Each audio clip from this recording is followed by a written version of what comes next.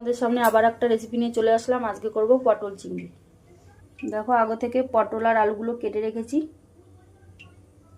আর এদিকে দেখো চিংড়ি মাছগুলো বেছে খুঁটে ধুয়ে রেখেছি, আর এদিকে লঙ্কা, আদা, পেঁয়াজ, রসুন, টমেটো সব দিয়ে একটা পেস্ট করে রেখেছি। এদিকে আমার কড়াইটা বসানো গেছে, কড়াইটা গরম হয়ে গেছে, এবার একটু তেল দিয়ে দিলাম। এদিকে আমার তেলটা গরম হয়ে গেছে, এবার পটল আলুগুলো ভেজে নেব।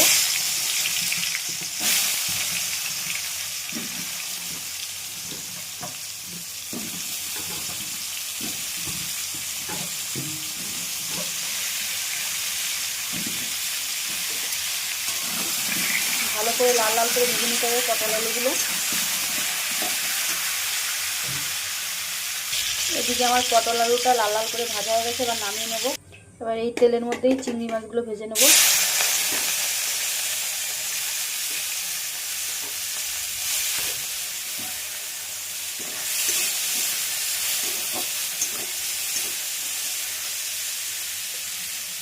এদিকে আমি চিংড়ি মাছগুলো ভেজে তুলে নিয়ে এদিকে আমি কড়াই বসিয়ে নিয়েছি। এবার কড়াইতে তেল দিয়ে দেবো।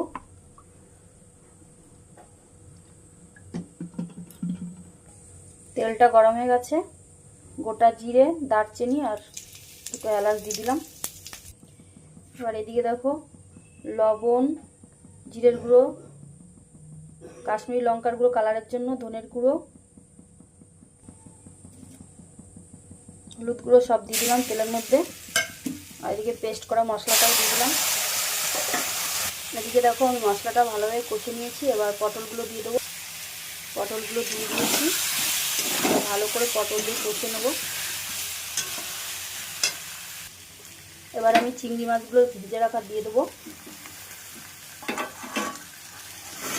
আবার একটু ভালো করে কষে নেব।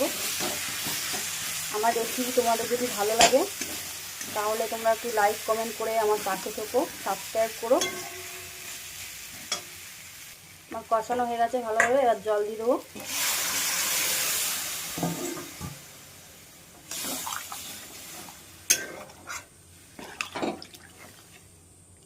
এবার মিনিট 10 মতো ঢেকে দেবো, ঢাকনা দিয়ে ঢেকে দিলাম। এবার আমি ঢাকনাটা তুলে নিচ্ছি।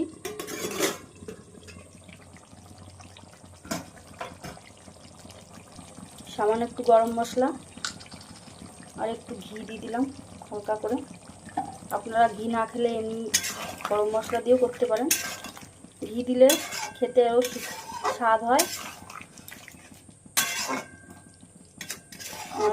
এবার ফুটিয়ে নামিয়ে দেবো।